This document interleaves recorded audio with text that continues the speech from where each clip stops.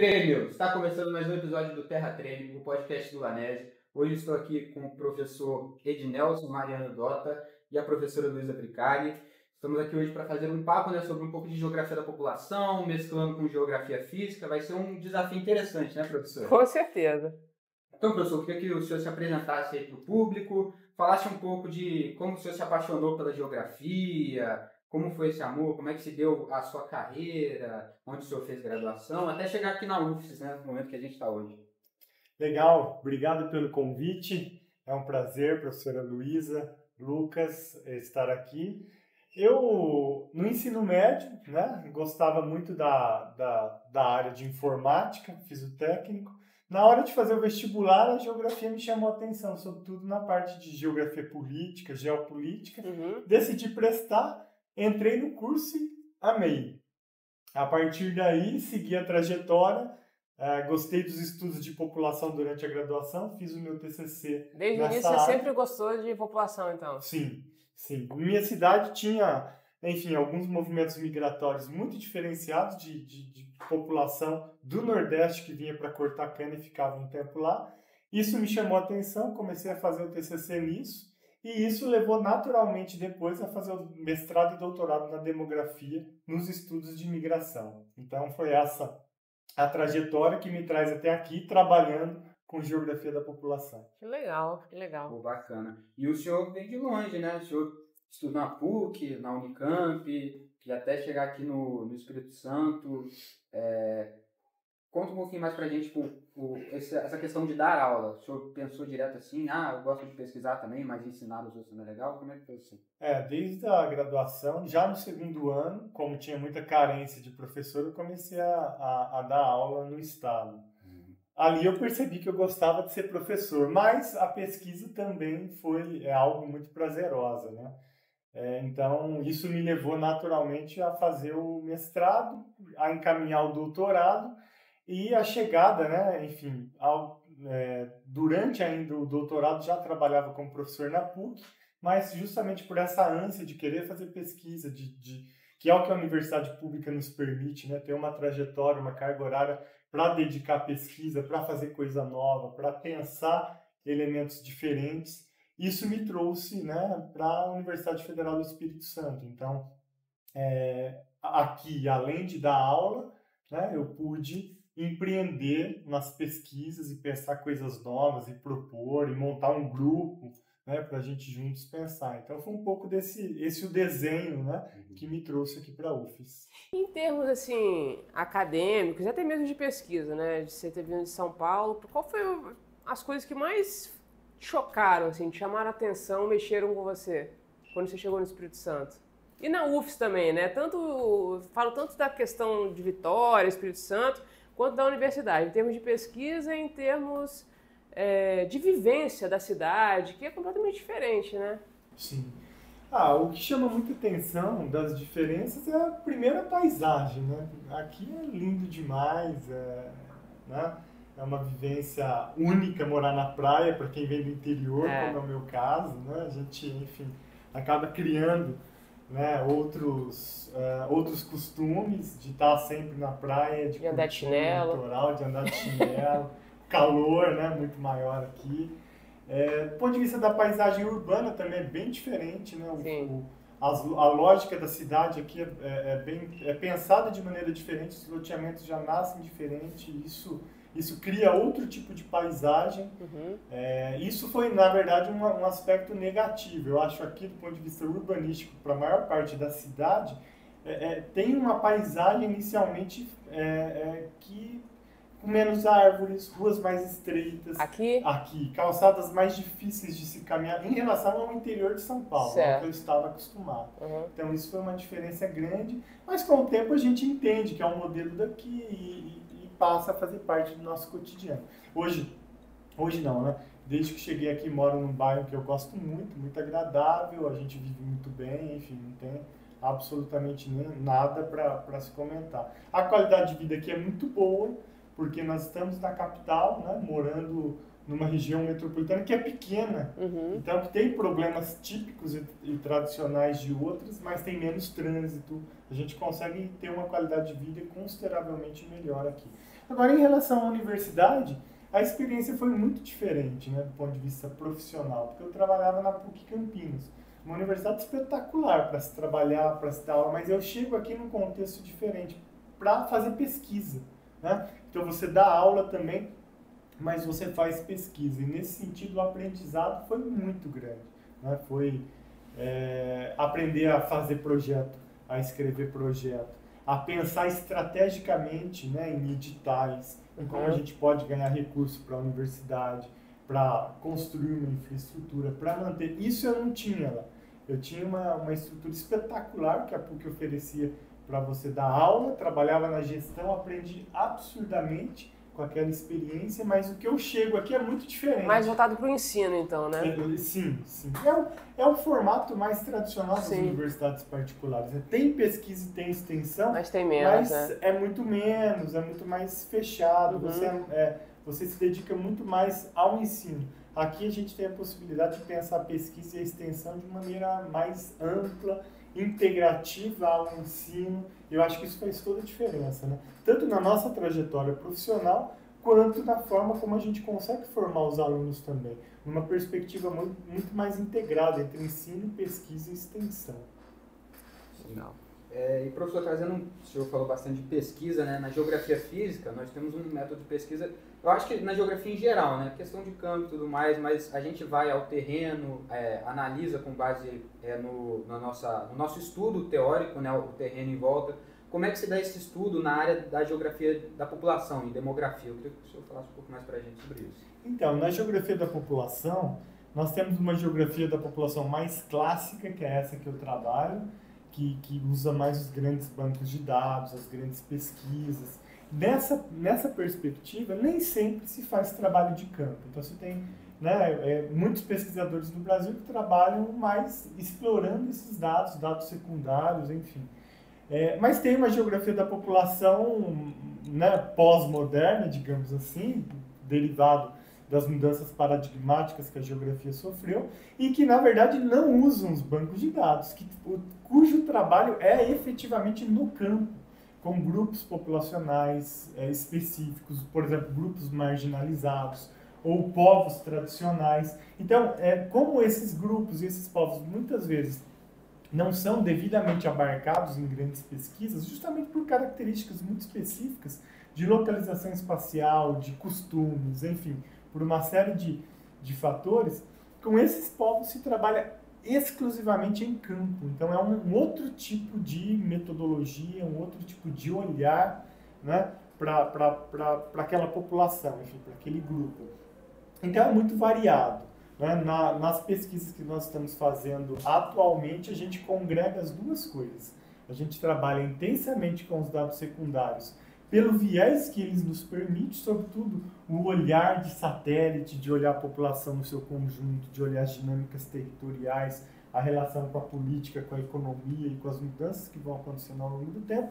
Mas, ao mesmo tempo, a gente vai a campo para entender o que as pessoas sentem, o que elas pensam, como elas entendem a relação e constroem a relação com outras pessoas, com os lugares em que vivem, com o trabalho, com a casa, enquanto porto seguro, enquanto ativo, né, físico e social. Então, a gente faz os dois movimentos. E esse movimento, que é extremamente desafiador, porque aí você tem que congregar diferentes métodos, diferentes perspectivas, permite enxergar outros elementos que você não consegue nem olhando só dados secundários, mas também você não consegue só indo a campo. Né? Então, o casamento de métodos mistos permite enxergar outros elementos, e é isso que a gente tem trabalhado recentemente aqui na UFES. Então, eu tenho acompanhado suas redes sociais lá, né? E às vezes eu vejo vocês postando os trabalhos de campo, e eu fiquei curiosa exatamente com esse tipo de coisa, porque a gente chega no campo para fazer medição, coleta e fazer toda aquela análise ali na própria paisagem, no relevo, na rocha, no material, enfim. Aí a gente só entra na propriedade privada se precisar para acessar alguma coisa. Então a gente não tem muito esse contato com as pessoas efetivamente, né? são outras técnicas de campo, própria metodologia que a gente utiliza. E aí você me disse, e eu ficava curiosa, como é que eles fazem? O que eles fazem? Como é que eles levam alguma coisa para medir, para fazer? Enfim, a minha, eu acho que grande questão é saber o que efetivamente, igual você falou, a gente vai conversar com as pessoas, saber o que elas sentem e tudo mais. Vocês trabalham com questionário e vocês, anteriormente, previamente, vocês pedem, né? A gente pode ir tal dia, é agendado. Como é que funciona isso? É uma curiosidade minha mesmo, porque são métodos muito diferentes, né? Sim, sim. Acho que essa é a beleza da geografia, né? A sua amplitude, a complexidade e as diferenças. Bom, depende do objetivo, obviamente, mas, por exemplo, com os alunos, eu fiz um trabalho de campo nesse período, em que o objetivo maior era ensiná-los a pensar metodologicamente. Então, em sala de aula, nós montamos um questionário, pensamos perguntas, né? Focamos no objetivo, que era mensurar a desigualdade, focamos nas dimensões, que era a dimensão sociodemográfica de um lado e a dimensão da paisagem do outro, montamos um questionário e fomos a campo. Aí, então, fizemos uma amostra bem pequenininha em bairros aqui no entorno da universidade, porque esse era o foco, era ensinar eles a pensar. E o resultado foi muito interessante, né?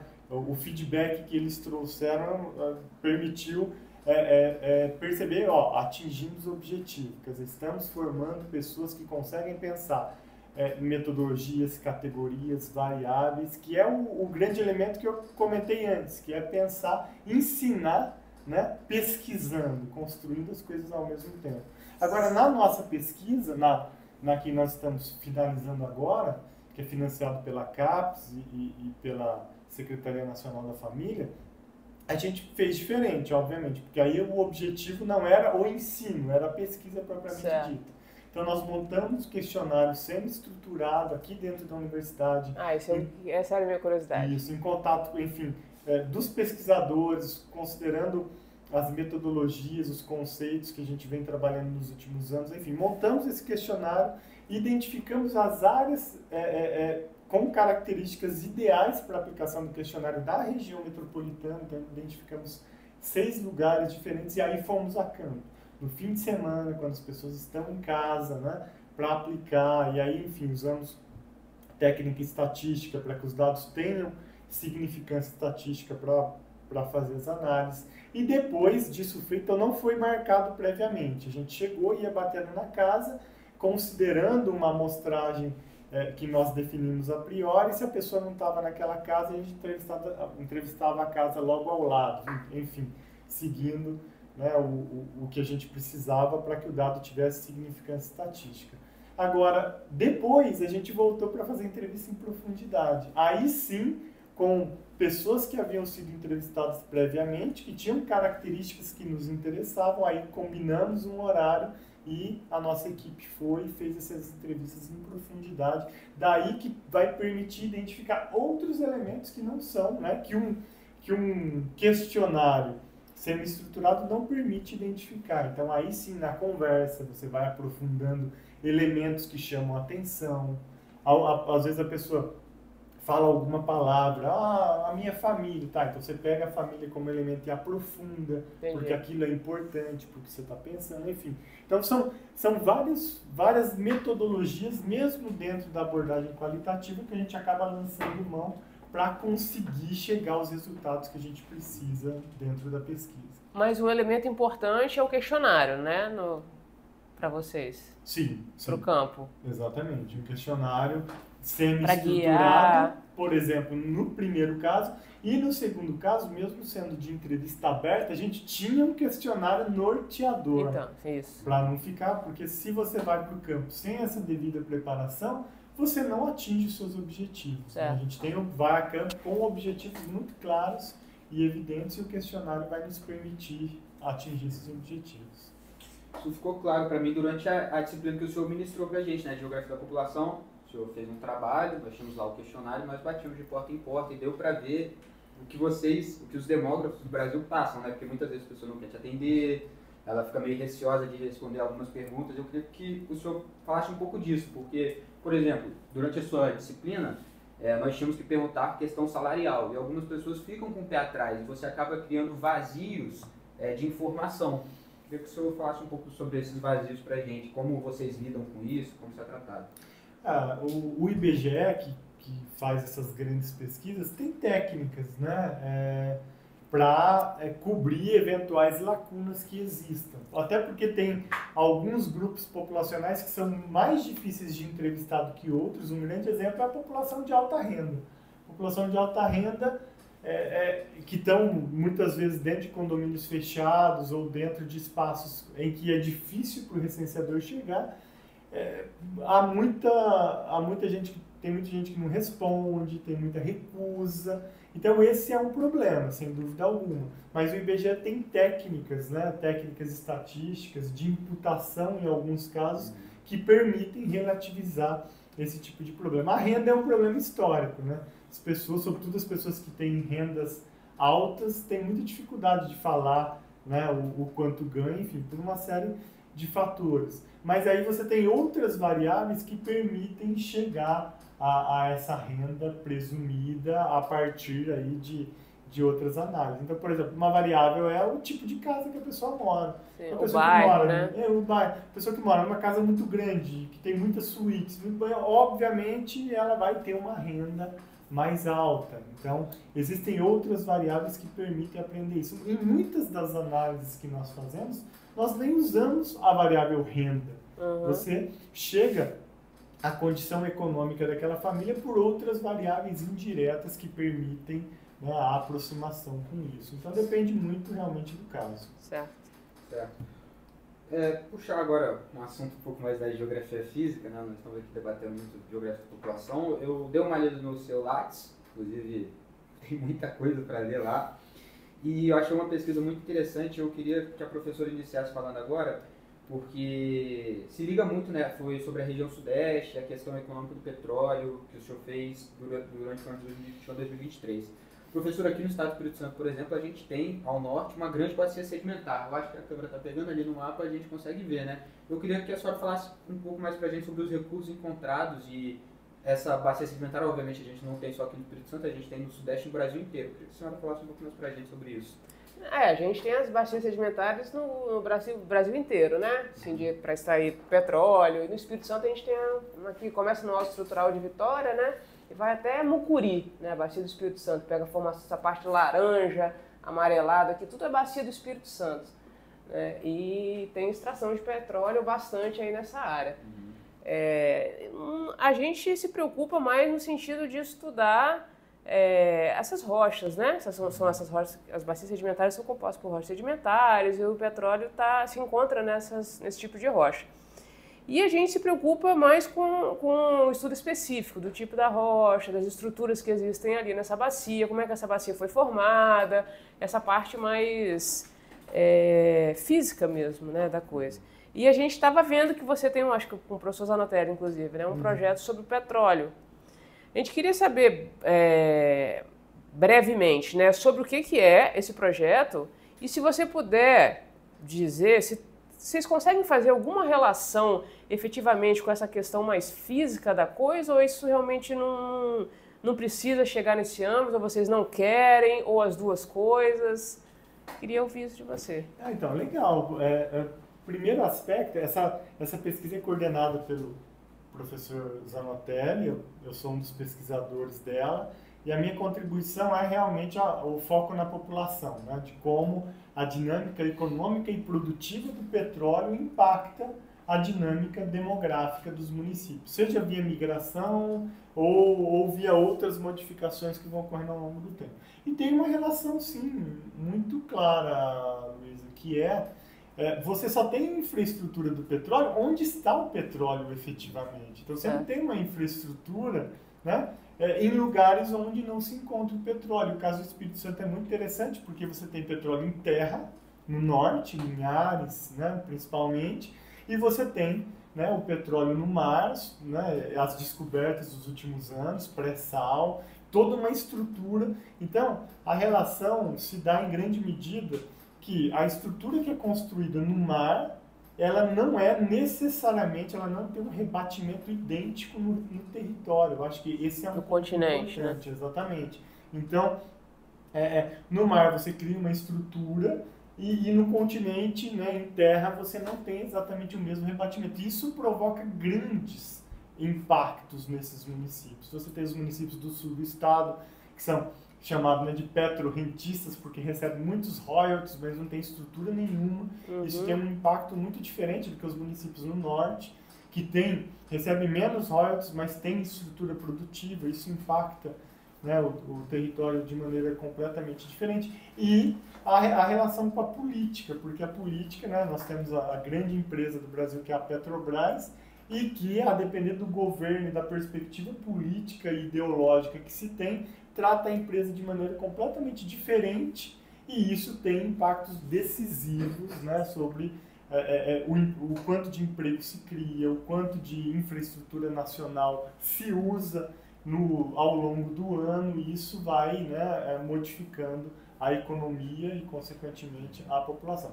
Então, nesses estudos, o professor Cláudio tem uma linha que é o ambiental, que é mais pensar o impacto ambiental de todo... Com a extração do petróleo. Exatamente. Com a extração, com a transferência de petróleo via dutos, via navios, e os acidentes que acontecem, as privatizações que ocorreram intensamente nos últimos anos e que já se observou um aumento no número de acidentes, né, de impactos ambientais, sobretudo nos campos terrestres no norte do Espírito Santo. Então tem essa ligação, mas como a pegada se dá a partir da geografia econômica, da geografia da população, está ligado mais a esse olhar dos impactos ambientais, né, dessas ações e dessas estruturas, mais do que propriamente, né, uma perspectiva mais como a que você trabalha.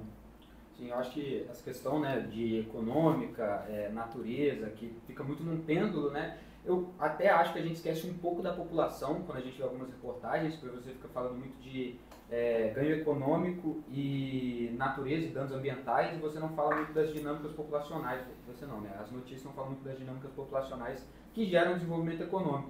E a gente consegue ver isso na discussão sobre a bacia do Amazonas, né? A bacia do Rio do Amazonas lá, a saída dela, descobriu-se uma grande quantidade de petróleo e pré-sal ali naquela região. E tem muita essa discussão, né, de a economia, mas os danos ambientais, a gente coloca muito nessa balança. Fica bem visível. E, professor, como eu posso falar?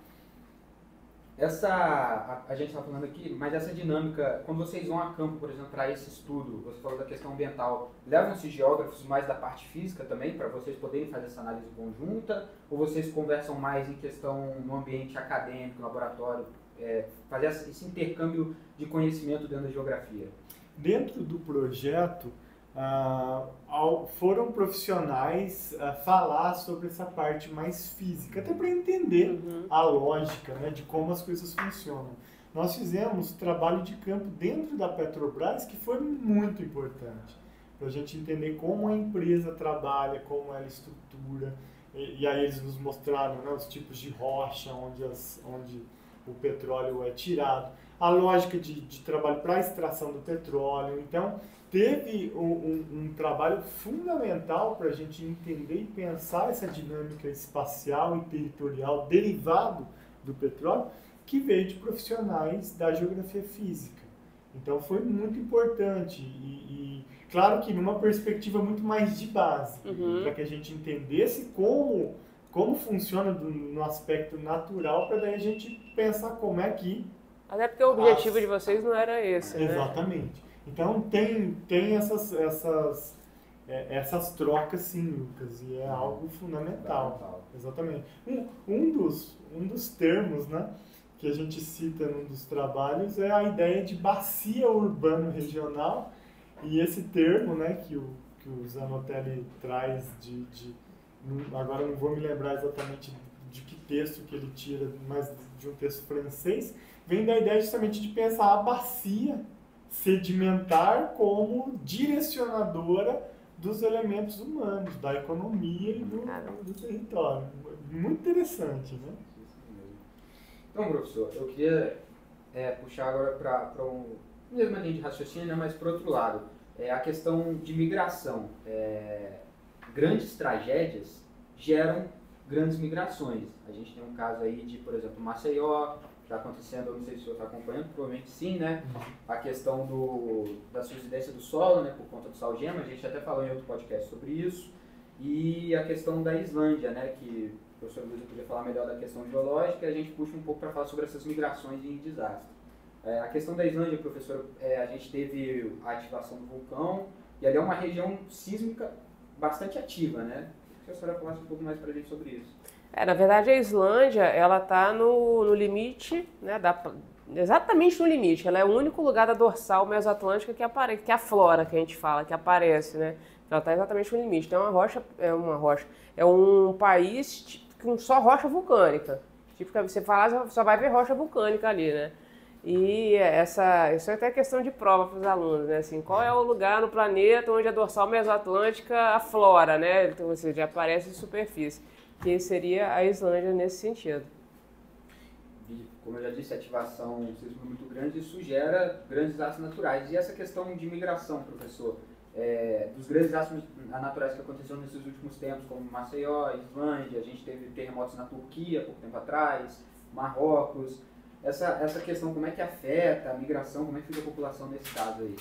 Então, isso é muito interessante. No primeiro momento, a gente tem que pensar que os núcleos de população, eles cresceram influenciados pela possibilidade de alimento, né? Então, as primeiras cidades nascem no entorno de rios, enfim, perto de recursos naturais que permitissem essa sobrevivência. E a partir disso elas foram crescendo, aí sim, né, no século XX principalmente, a partir da dinâmica econômica, produtiva, influenciado por outros elementos. Mas tem essa marca histórica. E aí a pobreza, a desigualdade vão obrigar as pessoas a morar em áreas inadequadas, né? Ambientalmente frágeis, áreas que oferecem riscos. E esses eventos, né, e aí tem todo esse debate de mudanças climáticas, enfim, não é o nosso objetivo aqui, né, mas que tendem a intensificar alguns eventos, certamente vão gerar grandes impactos e geram a necessidade de deslocamento. Sim. Agora, é fundamental do ponto de vista histórico entender que as pessoas não moram ali porque elas querem, né? Nas áreas de risco. Sim. Elas moram ali por falta de opção, né? E então você tem um papel em poder público, você tem um papel que é resultado das intensas desigualdades que a gente vive no Brasil e em países como o Brasil, que colocam um volume de pessoas em risco muito grande e que não é culpa individual dessas pessoas. Se elas pudessem, elas estariam morando numa condição que não fosse a de risco, né? Então é um elemento, não há dúvidas de que cada vez mais a gente tenda a ter deslocamentos derivados de acidentes, de riscos, e muitas mortes são perdidas, muitas vidas são perdidas justamente derivado, né, desses problemas de planejamento, derivado, que resultam dessas intensas desigualdades, da pobreza que a gente tem. E em outros locais, eu fiquei pensando nisso aqui agora, por exemplo, o Japão, a própria Itália, que são países mais ricos, né? Mas também estão ali num limite de placa tectônica. Tem terremoto, o Japão não tem terremoto, está no limite, tem vários limites de placa ali, o Japão, né? A Itália está num limite importante também. Então a gente tem alguns outros países que não tem essa característica que você acabou de mencionar de pobreza, mas que também estão alocados ali. Isso deve ter a ver com a maneira como cresceram, né? Aquelas cidades ali, como é que se iniciou isso, ao mesmo tempo não quiseram sair dali por algum motivo. Então eu tenho um pouco essa curiosidade, não sei se você tem alguma coisa a mencionar a esse respeito com relação à migração de população e a própria população em si, né? Por que populou ali? Você disse populou? São elementos históricos de ocupação humana, né, que se dão há centenas, milhares de anos, e no caso desses países, né, com melhor condição econômica, as infraestruturas foram sendo criadas, adaptadas para esses abalos. Por exemplo, a gente vê, né, você tem o mesmo nível de abalo em alguns países não provocam praticamente pouquíssimas mortes e um terremoto mais fraco em outros lugares você tem, né? Então, esses elementos históricos são complexos de se pensar do porquê não saíram de lá, porquê justamente... que muitas pessoas falam isso, né? Por exemplo, na Islândia mesmo, que ele deu o exemplo.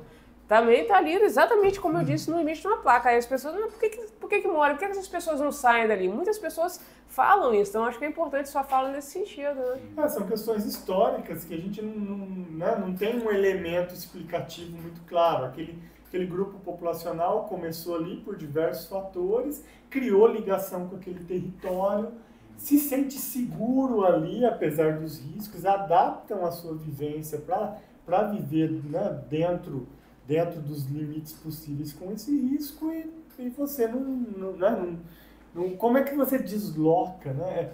A ideia de migração não é uma coisa tão simples. Sim. Quem muda, né, dentro de uma cidade já sabe o quão complexo é. Você mesmo pode dizer isso. Né? Exatamente, você muda de estado, é muito complexo. Você imagina mudar de país, né? E você... sai do seu nicho, né? Sai ali você tem a sobrevivência garantida, você sabe o que fazer, então é muito complexo. É por isso que, na verdade, a maioria das pessoas não migram, não mudam, né? E são poucas as que se colocam em movimento e muitas delas ainda de maneira obrigada, o que traz outros problemas, outros riscos, né? Outros problemas como xenofobia, outros tipos de preconceito, enfim. Então é mais complexo do que parece a ideia de mudar de um lugar para o outro. Né? Bem mais complexo. Toda essa questão de territorialidade também que a gente vê com o assunto do Salgema crescendo por causa do Pão de Maceió, voltou aqui também para o Espírito Santo, isso reverberou um pouco aqui, por causa que nós temos grandes reservas e lá tem uma grande questão, né? Algumas dessas reservas de Salgema estão em território quilombola.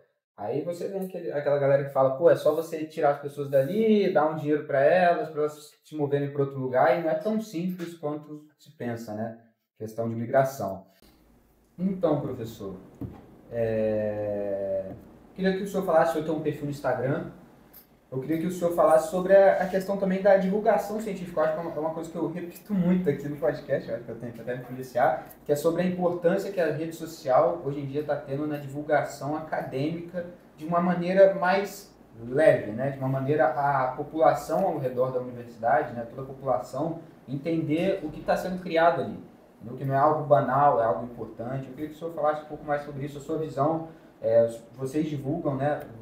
Com o perfil, eu acho que é Demografia UFES, o nome do perfil, vocês divulgam lá, que o senhor falasse um pouco sobre isso. Só complementar um pouquinho, já antes de falar o que o Lucas está falando, que além disso que ele falou, a gente, hoje mudou um pouco depois da pandemia, assim, a sensação que eu tenho, mas anterior à pandemia, essa questão de divulgar muito, né, de aparecer muito na mídia, em rede social, a gente que é da academia, era uma questão mais complicada, né? As pessoas não viam com bom... Não todos, dá para generalizar, né? Mas não era visto com bons olhos. E na pandemia, nós somos obrigados a dar aula, a criar cursos, uma série de coisas online e virtual. Então, eu acho que teve uma mudança de paradigma nesse sentido com a pandemia, né? E eu acho que... Aí o Lucas entrou nessa pergunta, que a gente queria saber... Qual a sua opinião com relação a isso? O senhor acha que isso realmente muda alguma coisa que a gente faz na academia? Muda no sentido positivo e negativo? O que isso melhorou ou piorou, né, com a questão das redes sociais, com essa divulgação, com a própria divulgação científica, com a popularização do conhecimento? E o que o senhor teria a dizer a essas pessoas que ainda não, entre aspas, talvez não aceitam muito isso? Porque tem muito isso ainda. Muitas pessoas ainda não aceitam muito isso, né? Então, quem aparece muito em rede social ou em mídia está produzindo menos, não está fazendo ciência efetivamente, faz ciência ali, dentro do laboratório, estudando, escrevendo. E eu acho que tem uma mudança aí. Se não teve, está tendo, né? Essa é a impressão que eu estou tendo com a minha vivência acadêmica, pelo menos.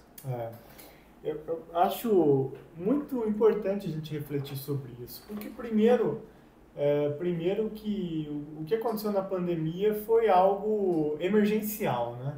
Quer dizer, a gente, enfim, do dia para a noite teve que começar a dar aula à distância, a usar tecnologia. A gente sabe, dentro da universidade, há pessoas que têm mais facilidade com isso, há pessoas que têm menos facilidade.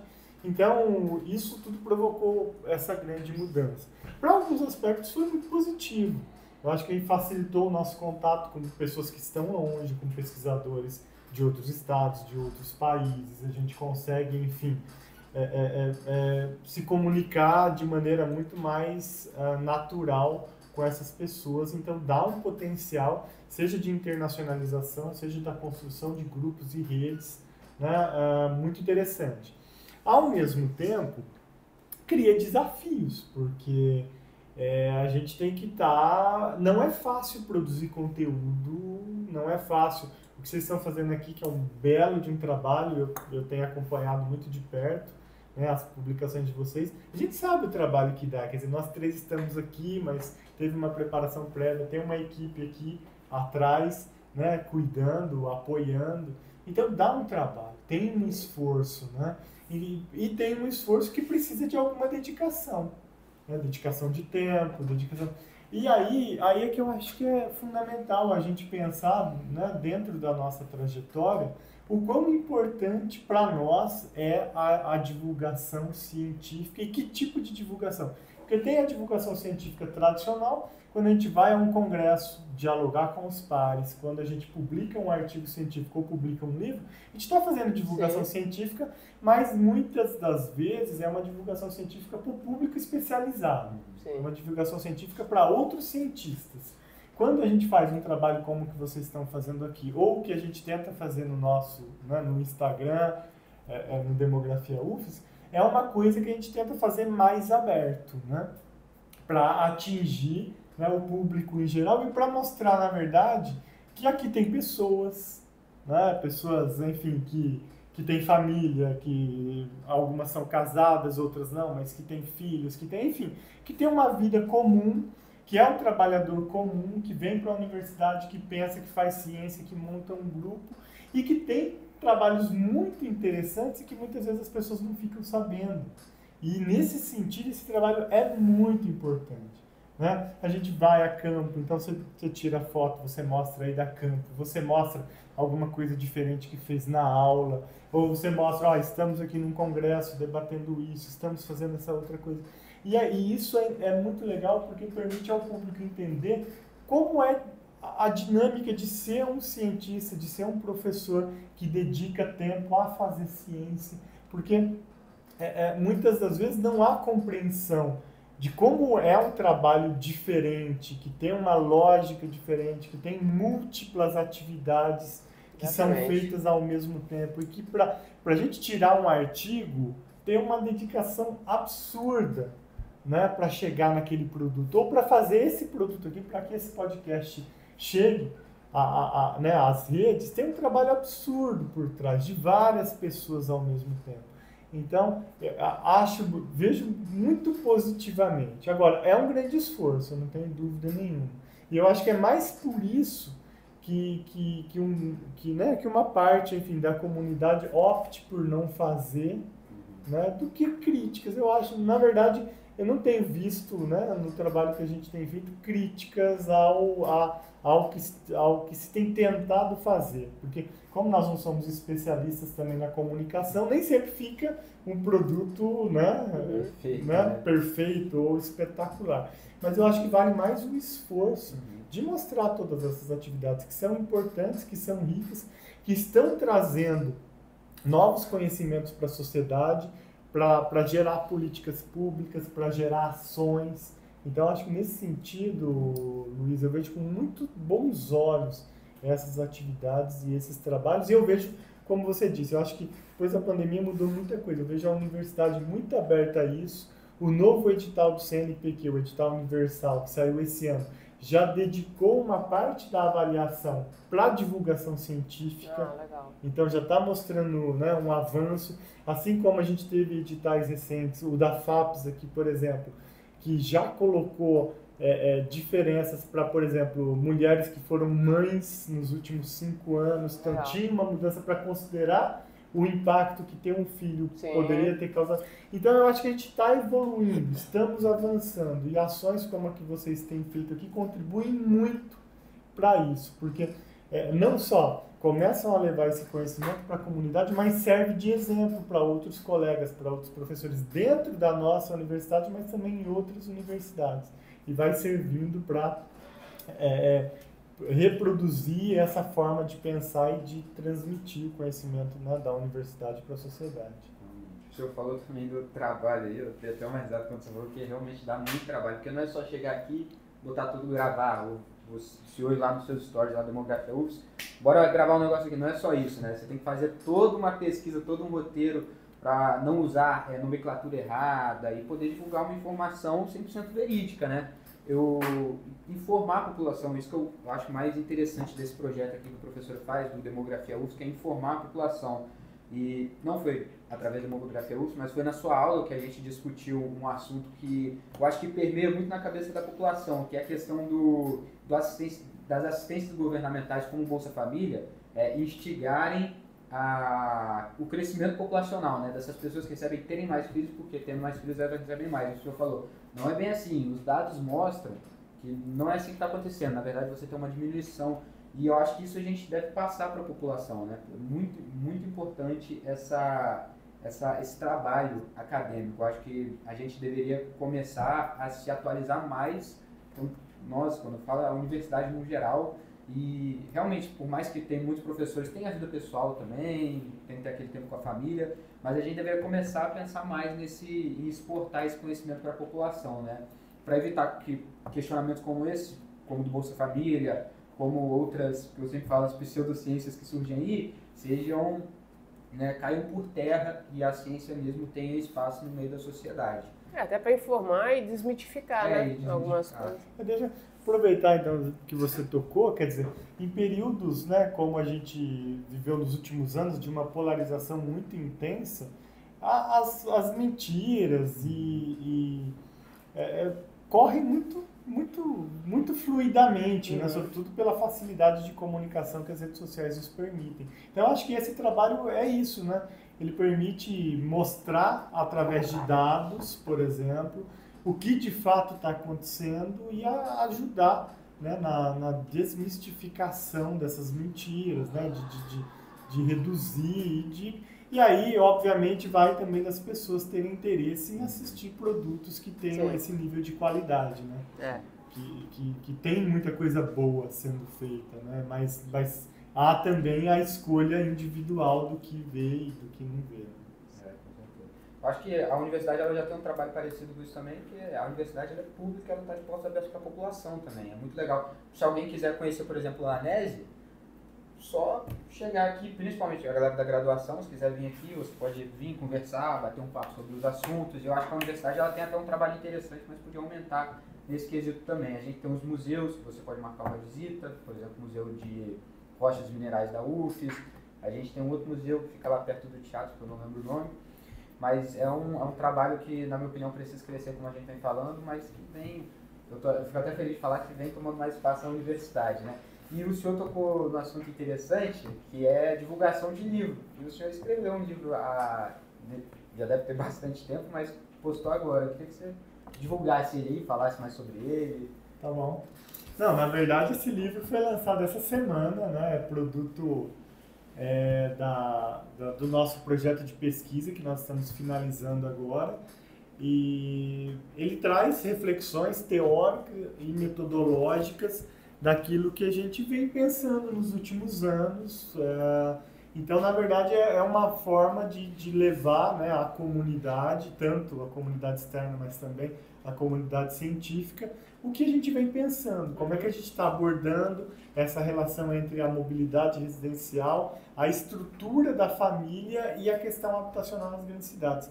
Assim, para ser muito sintético, o que está por trás do livro é a perspectiva de que nós temos mudanças intensas nas famílias, né, recentemente, derivado da transição demográfica que se inicia há 50 anos, mas, né, essas mudanças têm um tempo histórico para para ir acontecendo. E atualmente nós temos uma mudança intensa na organização das famílias, nas organizações dentro das casas. Então, antes era muito comum, né? O casal com filhos. Hoje, outras organizações começam a se destacar de maneira mais importante. E isso não importa só para o próprio domicílio, isso importa para pensar política pública. Porque ao ter um formato de família diferente dentro das casas, você vai ter demandas diferentes por políticas públicas, mas também movimentos diferentes pela cidade. Como são os movimentos de troca de casas e de cidades que moldam o espaço urbano ao longo do tempo? Então, quando você tem essa mudança na organização dos arranjos domiciliares, você tem uma mudança na produção do espaço. E ao ter uma produção do espaço diferenciada, a gente precisa de novas políticas públicas que deem conta dessa nova realidade, porque as políticas públicas que nós temos vigentes atualmente foram desenvolvidas há 10 ou 20 anos atrás, quando a demanda e a dinâmica era outra. Então, precisamos atualizar essas políticas, e é essa reflexão que a gente traz aqui, uma reflexão, né, num primeiro momento teórica e metodológica, e que suscita, que está ligado a outros produtos que nós estamos lançando. Lançamos nos últimos meses e vamos lançar no ano que vem, para pensar esse novo contexto, né, demográfico e populacional das nossas cidades. Muito legal, parabéns pelo livro. E qual é a editora que... É a editora Letra Capital, né, saiu agora, em dezembro de 23, está disponível para download no site do Departamento de Geografia da UFES. Tá, a gente vai colocar o link então também lá no vídeo, né, quando a gente postar. Legal. Tem o e-book? Tem o e-book. Bom demais. E sobre essa questão, né, dessas novas dinâmicas, durante a sua disciplina, deu para perceber, principalmente quando a gente fala de... O livro não deve abordar só isso, mas a taxa de natalidade que veio decaindo em diversos países pelo mundo inteiro. E é bem interessante avaliar a necessidade de novas políticas públicas. Alguns países europeus implementaram aquela política de você dar um dinheiro por filho, né? Você basicamente quer custear os primeiros meses de vida da criança, e não funcionou muito bem. Os países nórdicos já tentaram outras abordagens, né? Viram que não é só você entrar com essa questão monetária. Eles têm essa questão monetária, mas criou também toda uma infraestrutura perto dessas cidades para poder abarcar e incentivar com que as pessoas tivessem mais filhos, né? Então, é muito importante esse trabalho, porque você vê que não é só uma política pública isolada que vai resolver um determinado problema, né? Você tem que ter toda uma estrutura que vai ser debatida durante anos e bem pensada, e que conta com o apoio de nós geógrafos, né? Porque somos nós que vamos fazer, principalmente você da população, que vão fazer os estudos necessários para saber quais são os caminhos para guiar essas políticas públicas, né? Eu queria, puxando esse assunto, fazer qual que é a importância da geografia populacional nas políticas públicas, como ela impacta na tomada de decisão, nessa questão.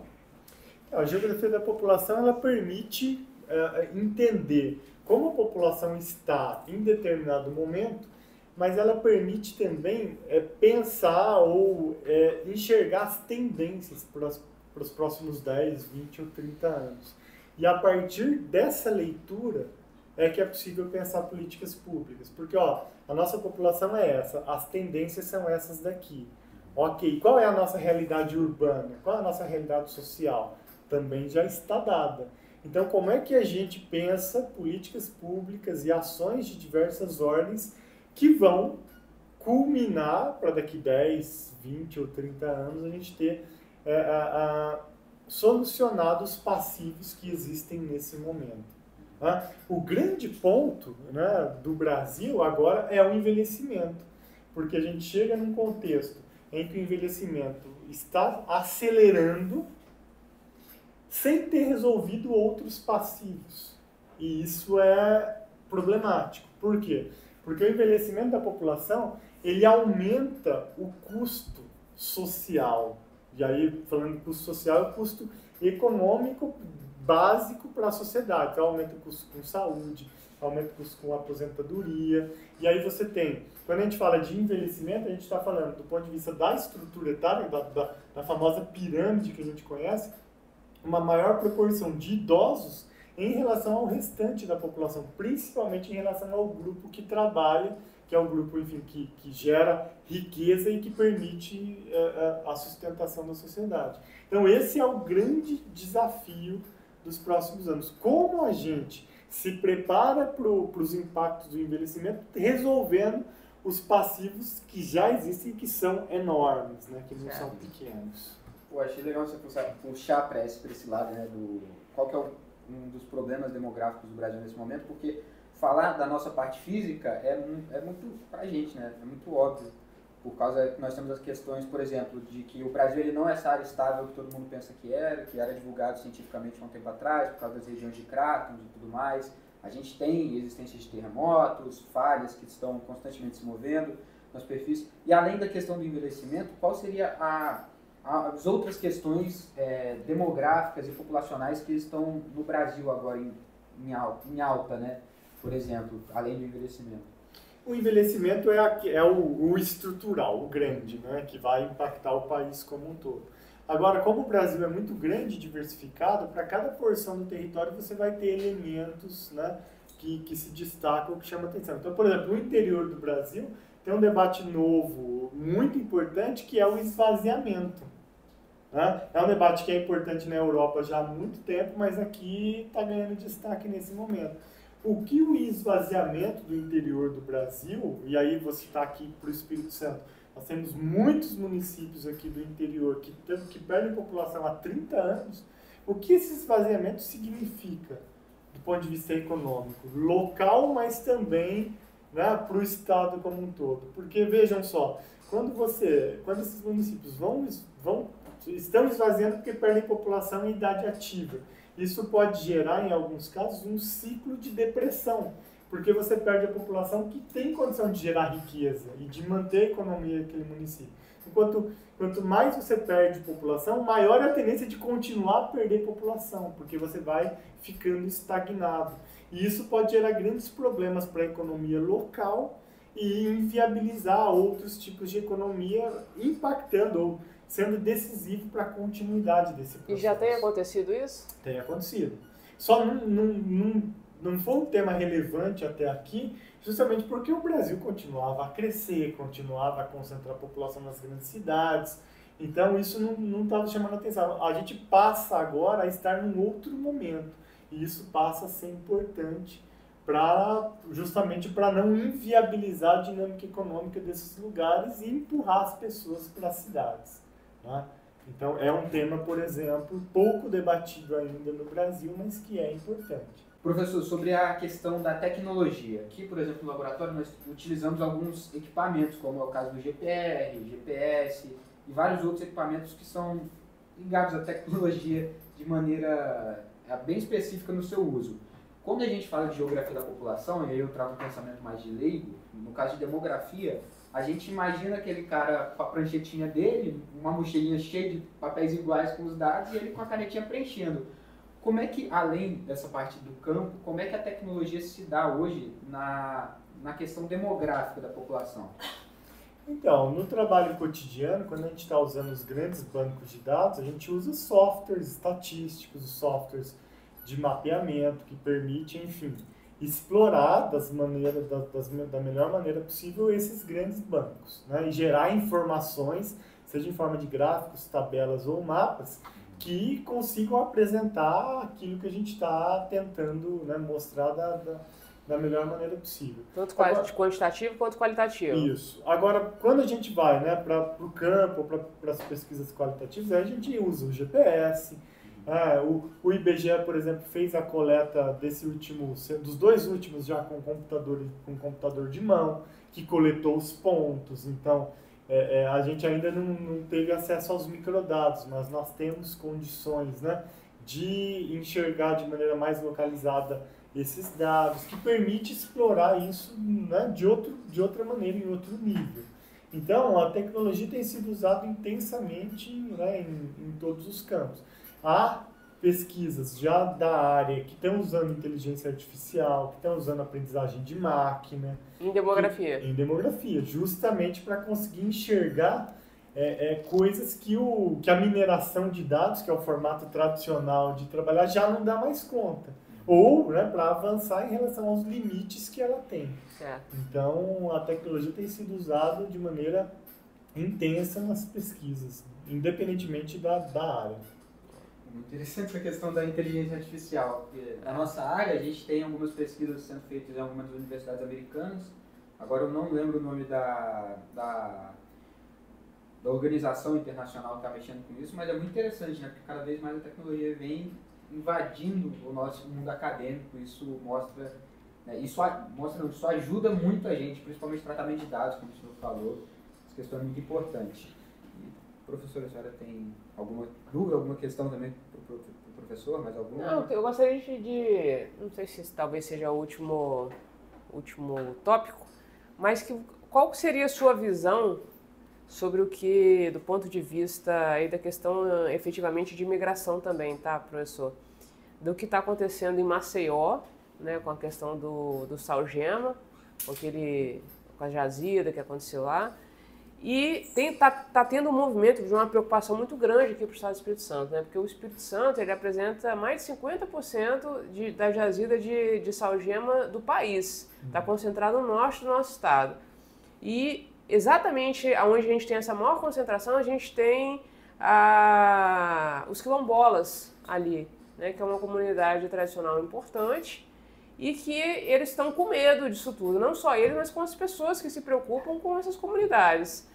E está tendo muito impacto na mídia, nas discussões, na própria academia com relação ao que pode acontecer, se acontecer. Ninguém está dizendo que vai acontecer como aconteceu em Maceió, mas se houver algo parecido nesse sentido, o que a demografia em si poderia nos deixar como lição isso daí? A demografia tem campos muito interessantes de estudos, inclusive com grandes contribuições de professores aqui do Brasil, de pensar na questão dos riscos, né? De pensar como o lugar em que você mora pode ser algo que condiciona o risco a que você está exposto, né, no seu cotidiano.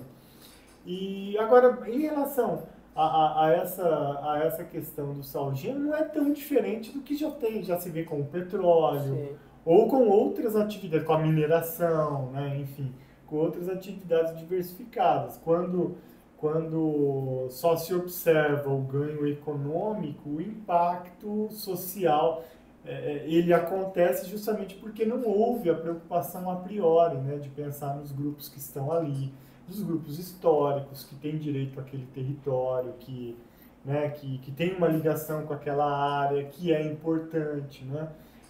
O que a gente espera nesse sentido é que não se faça nenhum tipo de exploração ou que não, mas que seja feito realmente considerando essas realidades, considerando, né, as questões históricas, as questões dos direitos e as questões ambientais, porque tanto se fala da preocupação ambiental, tanto se investe, inclusive as empresas, né, com discursos ambientais, mas a prática muitas das vezes fica muito longe disso, né? Sim. E não há uma contraposição entre os interesses econômicos e os interesses sociais, mas precisa se adequar, né? Se adequar, construir possibilidades, né? Mais do que simplesmente fazer as coisas sem considerar a vida do outro, sem considerar, né, o bem material que o outro conseguiu construir, sim, que é relevante e que você, né, não consegue repor simplesmente com dinheiro. Né? Sim. Professor, a gente está aqui no LANESE, né, no laboratório, e o senhor também faz parte de um laboratório, o LAGEDEP, se eu não me engano, o nome. Eu sempre confundo, eu falo LAGEP e o LAGEDEP. Eu queria que o senhor falasse um pouco mais sobre o trabalho que vocês realizam lá, sobre as pessoas que estão envolvidas, os professores, como é que é essa questão. Isso, o LAGEDEP, né, Laboratório de Análises Geográficas, Demográficas e da População, e é um nome comprido desse justamente para dar conta da complexidade, né, do que os professores que fazem parte do laboratório fazem. Então, no meu caso, uma geografia da população mais clássica, nós temos o professor Igor, que trabalha com uma geografia da população, de grupos populacionais mais marginalizados, específicos. o professor Rafael Catão com Geografia da Saúde e a professora Eliana, que é Estatística, que é de outro departamento, mas está sempre contribuindo com a gente.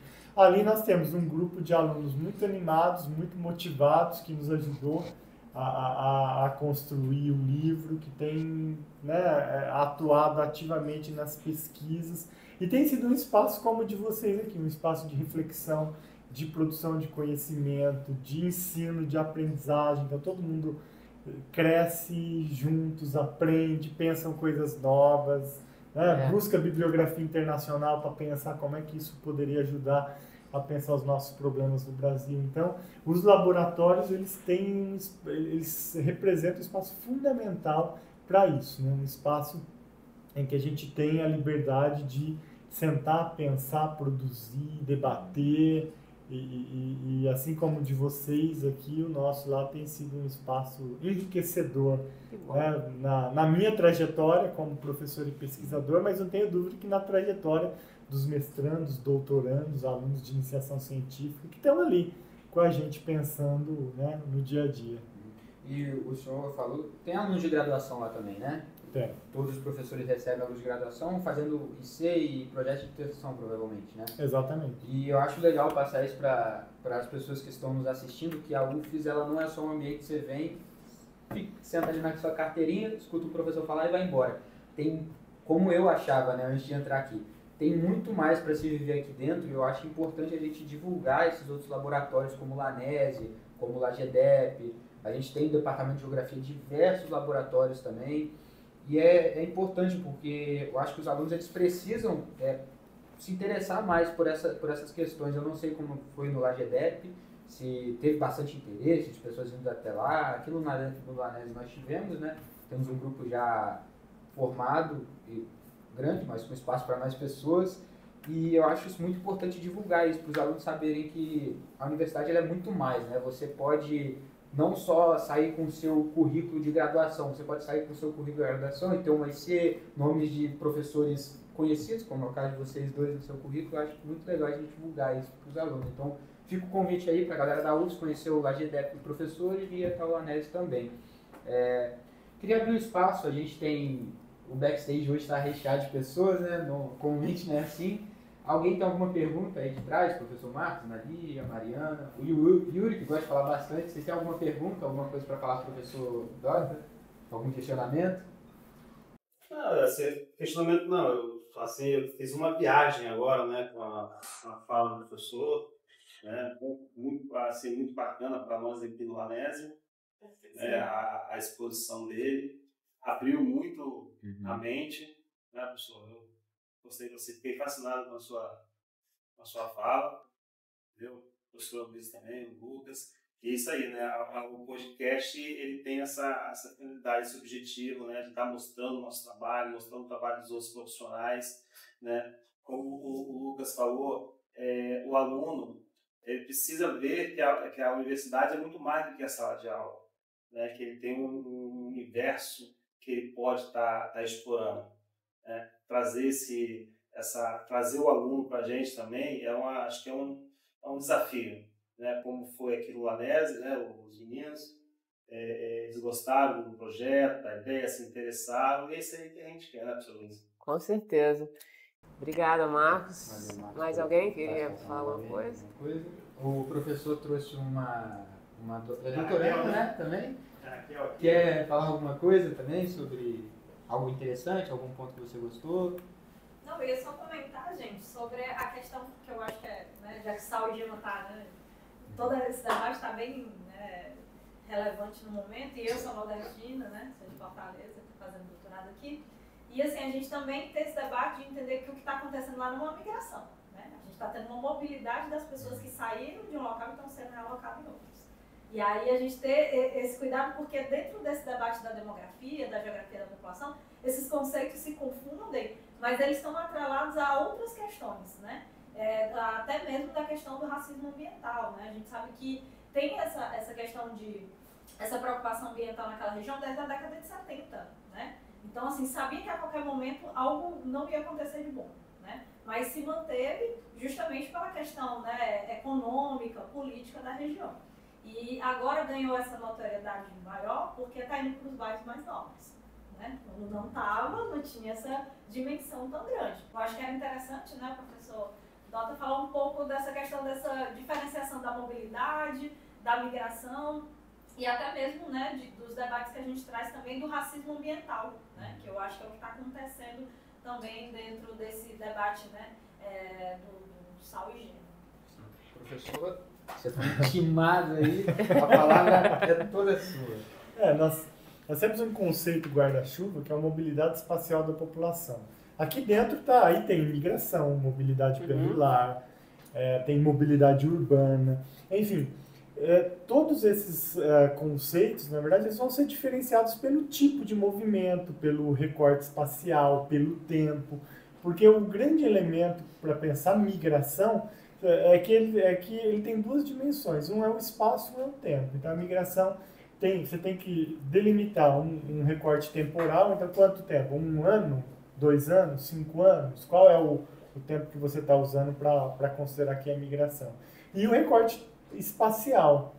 Qualquer movimento conta, o movimento dessa casa para a casa vizinha conta, ou só troca de município, ou só troca de estado, justamente porque essas definições que vão indicar ou que vão definir quanto de movimento você capta, que tipo de movimento você capta. Então, esses deslocamentos, por exemplo, nem sempre são considerados migração, porque muitas vezes realocam a pessoa de um lugar para outro lugar dentro do mesmo município. Então, a definição do IBGE não captaria, por exemplo, essa pessoa como migrante, né? Como acontece muitas vezes com os deslocados por barragens, por exemplo, né? Que eles fazem, deslocam as pessoas dali para outro lugar e a depender de onde colocam essas pessoas não tem esse tipo de definição. A definição que a Raquel coloca é algo realmente muito relevante, justamente porque a depender dessa definição você consegue ou não fazer comparações ao longo do tempo, Sim. comparações entre pesquisas, comparações entre países, para vocês terem uma ideia. Só foi há 20 anos apenas que se conseguiu criar uma metodologia que permitisse a comparação da migração interna entre diferentes países. É algo extremamente novo, feito por um grupo coordenado por um professor da Austrália que conseguiu desenvolver uma metodologia. Então, isso dá a dimensão da importância das definições, né? E de refletir sobre essas definições, esses conceitos, para pensar os fenômenos, né, nas nossas pesquisas. Isso que ela chamou a atenção, o que você falou, a gente passa por isso também, né? Assim, foi muito bom ela ter falado isso. Que às vezes as pessoas acham que é sinônimo, né? E não é. Então a gente também, por exemplo, os alunos muitas vezes confundem, às vezes, falha, fratura, erosão com intemperismo. E parece que tá tudo no mesmo bolo ali, que é a mesma coisa, né? E são coisas bem diferentes e que dependendo da maneira como você usar, você vai mudar completamente o sentido da coisa e às vezes nem entender o que a pessoa está querendo dizer com relação àquilo, ou não entender a gênese. Então, a questão conceitual na ciência, na minha concepção, ela é fundamental. Não tem para onde escapar. Professor, o papo está muito bom. Muito legal, a gente está gostando muito, mas a gente vai ter que encerrar. Queria te agradecer a disponibilidade que o senhor teve aí, né? Final de semestre, de ano, tá todo mundo cansado já, querendo já dar uma descansadinha. Te dar os parabéns pelo livro. Mais uma vez, vou mostrar aqui pro pessoal. Livro do professor, a gente vai deixar o link lá. Professor Ednelson, acabou do forno agora, né? Quentinho. Sim. Professor Ednelson, o Igor tá aqui também, né? Sim. Então, professor Ednelson, mais 3 outros professores, quem tiver interesse. Parabéns, professor, mais uma vez. E obrigada por estar aqui com a gente.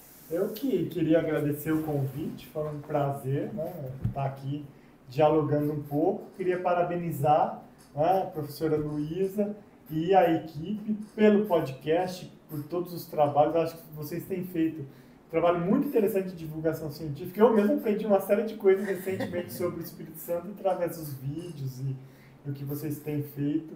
E isso é muito relevante para a universidade e para a sociedade. Então, parabéns e obrigado pelo espaço, pela oportunidade. Sim, então, obrigado. Obrigado aí também por a nossa equipe, que está toda ali atrás, fazendo aquele trabalho que ninguém vê, né? Mas que é muito importante para a gente conseguir fazer o projeto acontecer. E é isso, obrigado ao professor Ednelson, à professora Luísa por estar sempre dando essa oportunidade pra gente e tremeu.